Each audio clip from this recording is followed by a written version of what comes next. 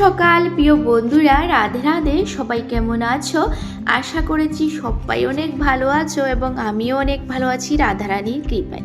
তো তোমাদের সবার সাথে শেয়ার করতে যাচ্ছি মহাশিবরাত্রির ব্রত কীভাবে করেছিলাম। তাই 16ই ফেব্রুয়ারি মহাশিবরাত্রি ছিল আর সেই দিনটি আমার জন্মদিনও ছিল। তো তোমাদের সবার সাথে পুরো ভিডিওটা শেয়ার করতে যাচ্ছি। তো সকাল সকাল ঘরের সবগুলো কাজ সেরে তারপর আমি স্নান টান করে ঠাকুর ঘরে চলে এসেছি। আর যেহেতু পুজোর জন্য অনেক কিছু আয়োজন থাকবে, তাই অনেক কিছু আয়োজন করার জন্য বসে গেলাম এখানে।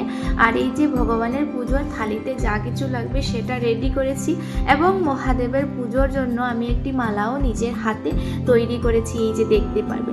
তারপর ঘরের ঠাকুরের পুজো দিয়ে দিয়েছি। তখন বেজেছিল প্রায় 10টা বেজে গিয়েছিল। আর আমাদের গ্রামের মন্দিরে পুজো হবে, প্রায় পুরোহিত মশাই আসবেন 1টা 2টোর মধ্যে উনি বলেছিলেন। তাই আমি অল্প দেরি করে বেরিয়ে পড়েছি ঘর থেকে, যেহেতু মন্দিরে অনেক লোকের ভিড় হবে তার কারণে। আর এই দিনটি ছিল সোমবার আর আমরা পুজোয় করেছিলাম মহাশিবরাত্রি সোমবার, মানে 16ই ফেব্রুয়ারি করেছি। যেহেতু আগের দিন 15ই ফেব্রুয়ারি আমরা সংযম করেছি আর দ্বিতীয় দিন পুজো করেছি, তাই এই যে 16ই ফেব্রুয়ারির পুজোর সবগুলো তোমাদের সাথে শেয়ার করতে যাচ্ছি। আর এই দিনটি তো বিকেলবেলা মানে অমাবস্যা লেগে যাবে, তাই অমাবস্যার পুজো হচ্ছে আমাদের দিদির ঘরে মা কালীর। তো সেই ভিডিওটাও তোমাদের সবার সাথে অবশ্যই শেয়ার করব। তারপর কি এই যে ঘর থেকে মা, ভাই এবং আমি বেরিয়ে পড়লাম মন্দিরে যাওয়ার জন্য। আর পুজোর যা কিছু লাগবে আমরা হাতে করে নিয়ে যাচ্ছি। আর অন্নদান থালিতে মা নিয়েছে না, তারপর আমি পুজোর সবগুলো সামগ্রী হাতে নিয়েছি।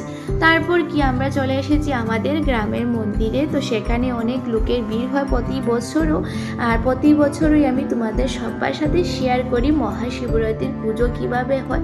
তাই ভাবলাম এবছর কিভাবে পুজো করেছি সেটাই তোমাদের সবার সাথে শেয়ার করি।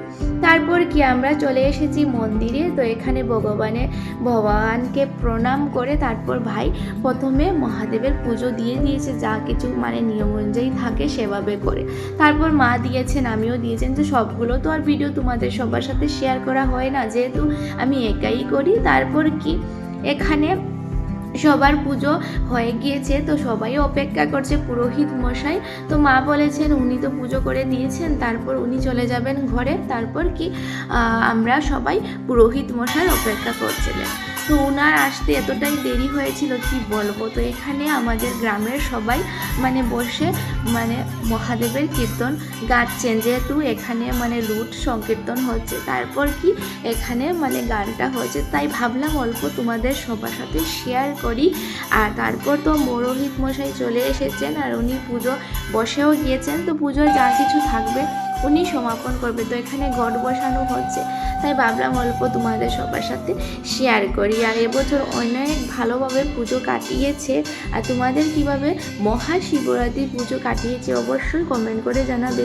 যেহেতু আমি অনেকটাই লেট হয়ে গিয়েছি ভিডিওগুলো দিতে, তো অবশ্যই পুরো ভিডিওটা দেখবে। আর কি বলবো, তারপর নেক্সট ভিডিওতে আমি শেয়ার করব আমার দিদির করে অমাবস্যার কালী মায়ের পুজো কীভাবে হয়েছিল।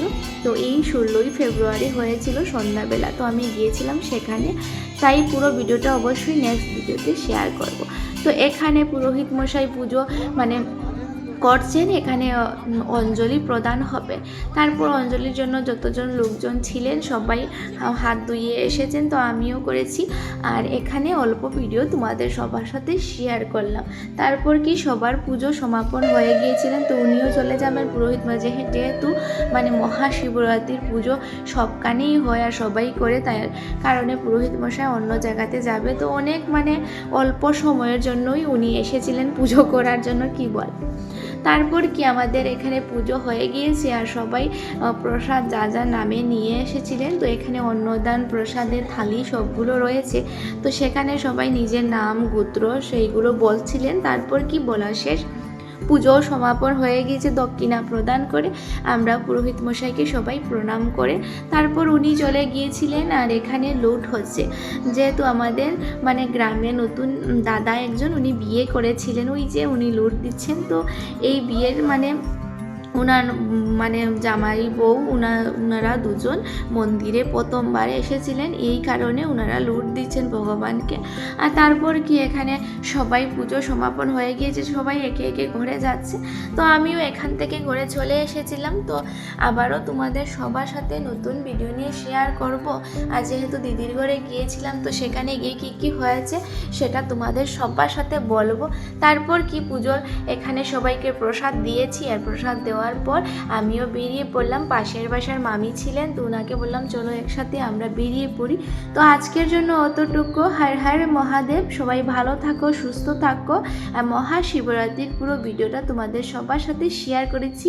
তো আজকের জন্য অতটুকু। রাধে রাধে।